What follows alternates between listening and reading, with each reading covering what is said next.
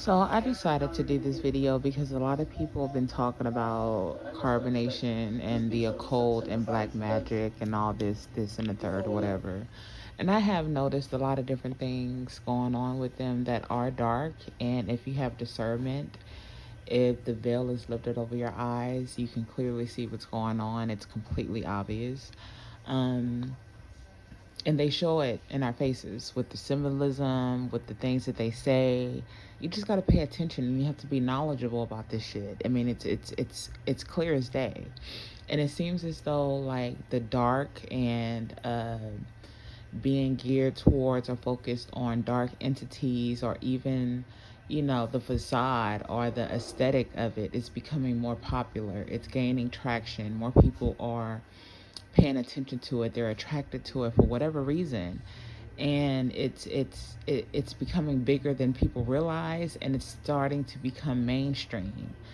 um Being evil and representing that is starting to become popular, and carbonation, they're banking on that. They see it. They see everything that we do. And you have to understand that to operate under a cult, a polygamous sex cult, there's a lot of evil, dark shit that goes on when the cameras aren't on. I don't care what anyone says. Those people practice some dark shit. I don't care if you believe me or not. You don't have to believe them. They can continue lying to you. But people like myself that's educated about this stuff, we see it clear as day. And I don't understand how you don't. Why do you entertain these people? They don't mean anyone any good. They have very dark ulterior motives. They're liars. Okay? These are the same people who have abandoned their children, all of them. But they want to give you advice, and they want you to send them money. For what? For what? Why are people sending them money? For what? And what they believe in, what they practice, is clear as day. And there's a whole lot of Christians that follow this cult. Y'all are hypocrites. Colossal motherfucking hypocrites. If you're a Christian and you follow this group, you pay attention to them, then you're an utter hypocrite.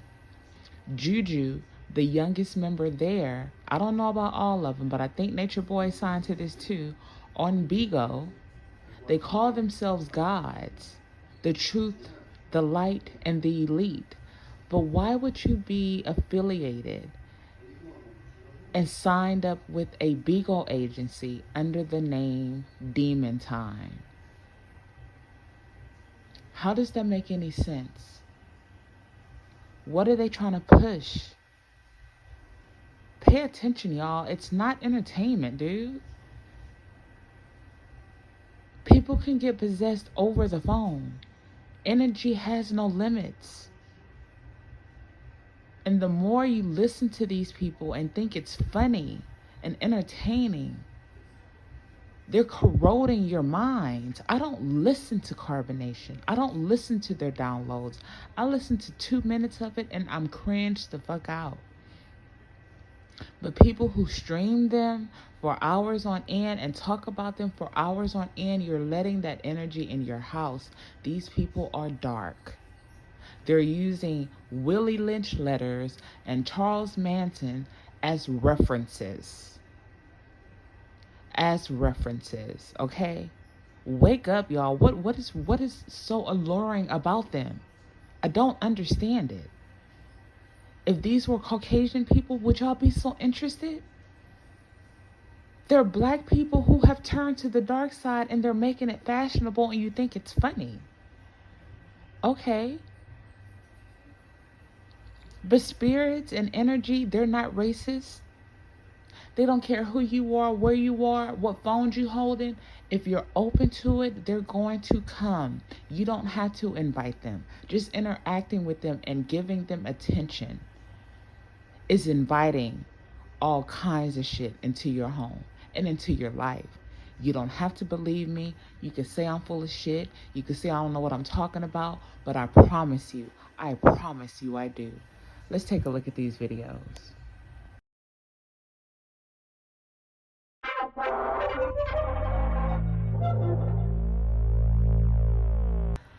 just want you to notice, look at this picture. Look at True's hand gestures. Like, what is that about? We all know what that means. We've seen celebrities do it. We've seen the quotation Illuminati suggested, and these hand gestures, they mean something. What is he telling us? Are we paying attention? Do we care?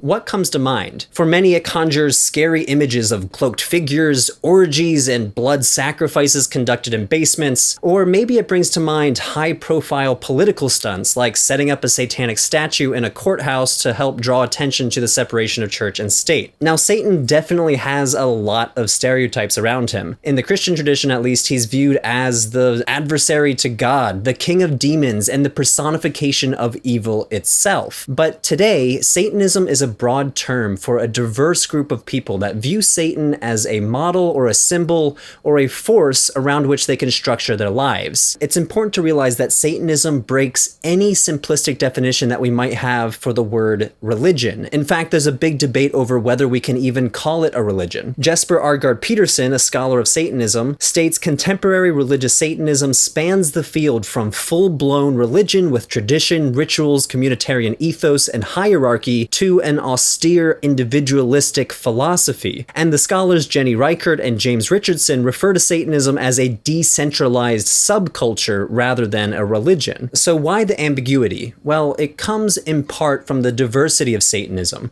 There are Satanists that are atheists, and there are Satanists that actually believe in Satan as a being that they can follow. Some scholars have called these esoteric Satanists and rationalist Satanists. Rationalist Satanism, sometimes called atheistic Satanism, views Satan as a symbol of rebellion, individuality, carnality, and empowerment. These groups don't worship Satan. They don't even believe that he exists as a being. Instead, these groups see their identity as Satanists as a practical stance to life, a nonconformist path of self-realization. Groups that fall under this category include the Satanic Forum in Denmark and the Church of Satan, founded by the author and occultist Anton LaVey in the 1960s. But even within rationalist Satanism, there's a lot of diversity. So, for example, the Satanic Temple is also rationalist and atheistic, but they strongly reject LaVeyan-type Satanism as too authoritarian and too supernaturalist, since LaVey advocated the practice of magic. The Satanic Temple is probably the best-known group in the United States, as they have made national news for suing the Arkansas government for installing the Ten Commandments on the Capitol grounds and attempting to hold a black mass on Harvard University's campus. And even though these practices are offensive to some people, the Satanists that engage in them see them as a type of advocacy to draw attention to important issues like the separation of church and state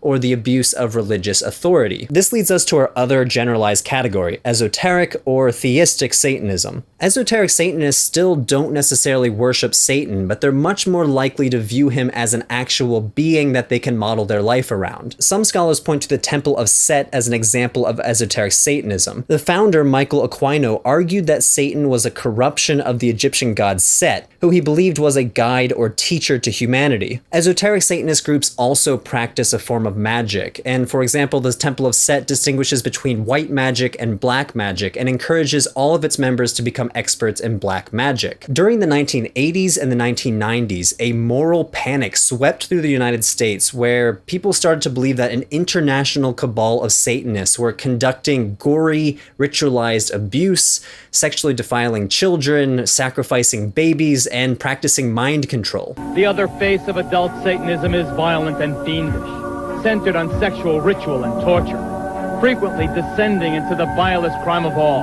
sexual abuse of children. The panic in part was sparked by the publication of a book titled Michelle Remembers in 1980, a now discredited autobiography written by Michelle Smith and her psychiatrist-turned-husband Lawrence Pasder. The book claimed that Smith was ritually abused by LaVey's Church of Satan, and memories of her torture were only unlocked through repeated therapy sessions. And although the book was quickly debunked and the author had to retract her statements after Anton LaVey threatened to sue her for libel, the damage was already done. In the 1970s, 66 legal cases were filed alleging satanic activity. Compare this to 168 cases filed in the 1980s and 361 legal cases filed in the 1990s. This was peak moral panic. But these fears were largely based on stereotypes and negative media, not reality. Practice of Satanism, that's worship of the devil. Now, police have been skeptical when investigating these acts, just as we are in reporting them. But there is no question that something is going on out there. Now, don't get me wrong, I'm not saying that no ritual abuse has ever. And as for the ladies, what is this hand signal that they're always doing? I mean, if you just really just type in Google and see what it means, it has a lot of different meanings. But we know that the generic meaning is not what they're referring to. There's something deeper there, and people should realize that.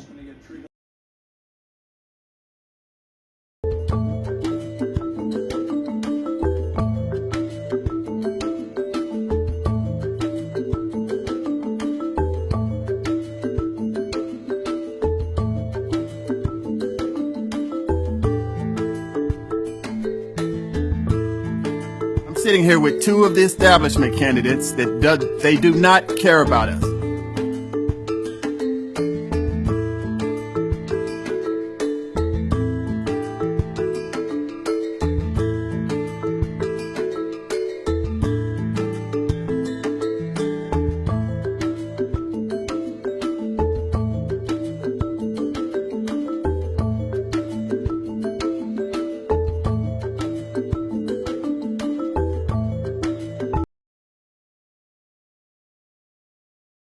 Few months ago, famed battle rapper Daylight decided that he was going to let everybody know that Lil Uzi was the devil. Gave some pretty interesting evidence. His theory is that if you say Lil Uzi Vert fast. Lil Uzi Vert, Lil Uzi Vert, Lil Uzi Vert, Lil Uzi, Lucifer. Whoa, right? All right, so, but like apart from that truly solid evidence, what else have we got? Well, Daylight also said, Lil Uzi Vert means he's pointing a little Uzi vertically, which means he's shooting at the sky, which means he is actually trying to kill God. But, as we all know, bullets can't reach that high. That's true. So how do you get higher?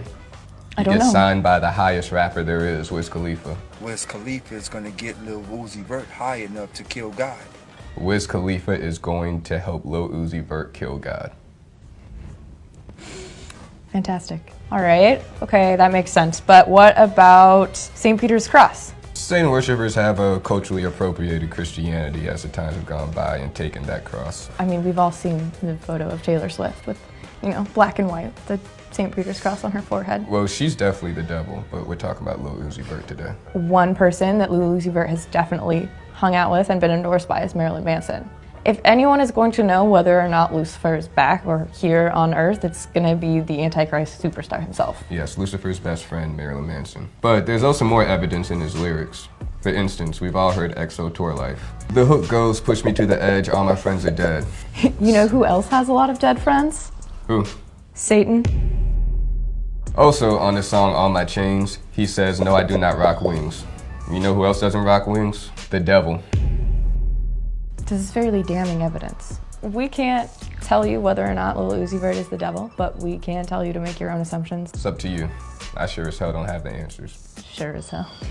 Hey.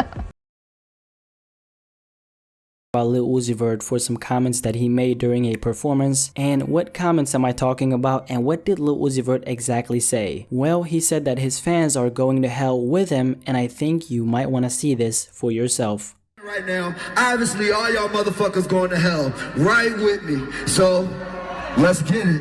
Oh, you already here. I'm so sorry. You can't get out. You're stuck.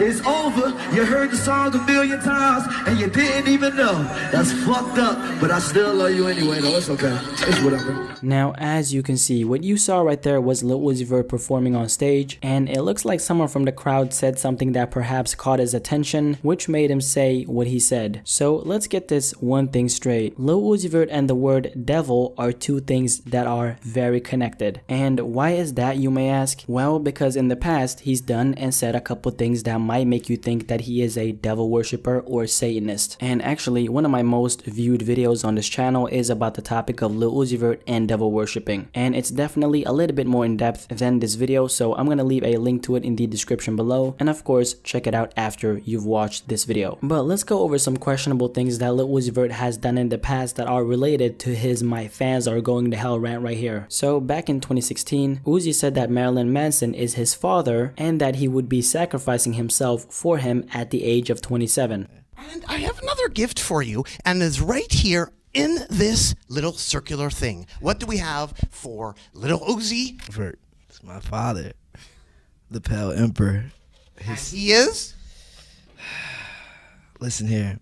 At age 27, I will leave this earth for this man right here.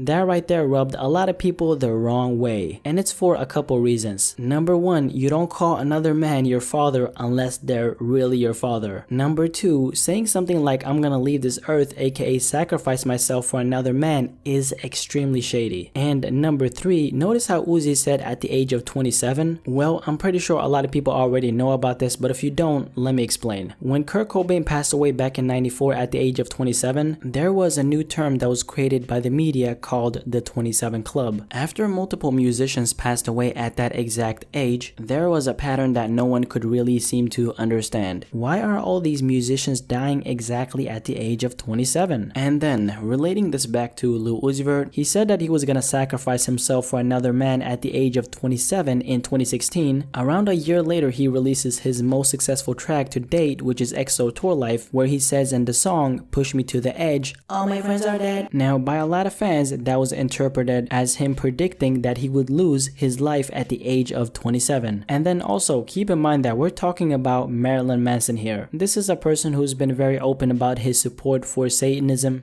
In America, Satanism is sensationalized and kind of misunderstood, and people associate it with worshiping the devil and things like that.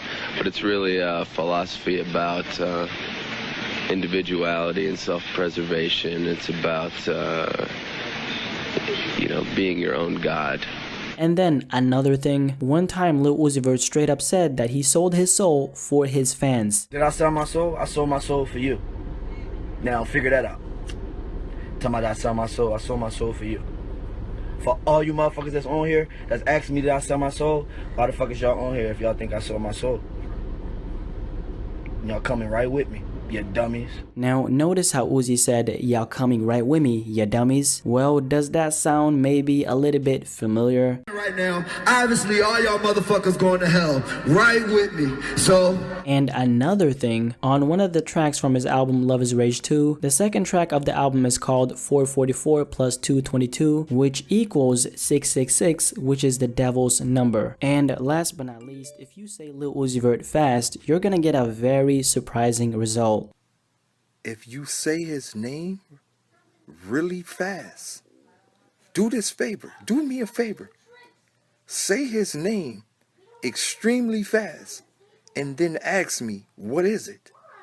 Lil Uzi Vert, Lil Uzi Vert, Lil Uzi Vert, Lil Uzi Vert, Lil Uzi Vert, Lil Uzi Vert, Lucifer, Lucifer, Lucifer, Lucifer, Lucifer, Lucifer, bruh. Now after hearing all that, I think you get the point. Either Uzi is trolling the hell out of us, or there's something strange going on with him. On one hand, I'm wondering why the hell would you even say something like that while you're performing on stage? People come to your concerts and come to these festivals to escape the negativity in their life. And you're telling me that you thought it was a good idea to let them know that they're going to hell with you? That really doesn't sound like something a normal person would do. But then again, maybe he's just doing it for attention. To be honest with you, I'm a little bit confused when it comes to this entire situation. I don't think it's a secret that Lil Uzi Vert has been acting a little bit weird for the past year, considering everything we've seen him do that involves the devil. But then again, I just hope that whatever he's doing here doesn't turn into anything more serious. And I've been seeing a lot of people who are saying, you know what, after this I just cannot support Lil Uzi Vert anymore. I don't care that he makes good music. The fact that he supports all these weird devilish things, that really turns me off from supporting his music anymore. And my personal thoughts on that